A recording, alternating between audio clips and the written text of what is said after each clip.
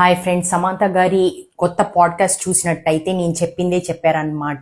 అంటే షుగర్ అనేది పిల్లలకి మనం ఎంతగా అవాయిడ్ చేస్తే అంత మంచిది. షుగర్ అనేది ఈక్వలెంట్ టు పాయిజన్. మనం అడిగినప్పుడల్లా పిల్లలకి బిస్కెట్స్, చాక్లెట్స్, మైదా వస్తువులు, పిజ్జాలు, బర్గర్స్ ఇచ్చామనంటే వాళ్ళకి మూడ్ స్వింగ్స్ రావడం జరుగుతుంది. చదువు మీద కాన్సన్ట్రేషన్ లేకపోవడం, ఇరిటబిలిటీ అంటే ఇరిటేషన్ రావడం, లాంగర్ రన్లో వాళ్ళు పెద్దవాళ్ళు అయిన తర్వాత చాలా నెగటివ్ పర్సన్గా, స్ట్రెస్తో కూడిన పర్సన్గా తయారయ్యే అవకాశాలు ఉన్నాయని ఈ పైన ఉండే డాక్టర్ చెప్తున్నారనమాట.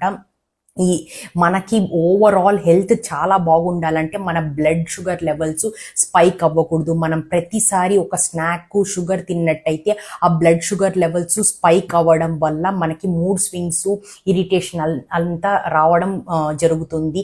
దీన్ని అవాయిడ్ చేయడానికి మనం సబ్స్టిట్యూట్గా మిల్లెట్స్, రాగి ఇవన్నీ తీసుకున్నట్టయితే మన హెల్త్ బాగుంటుంది.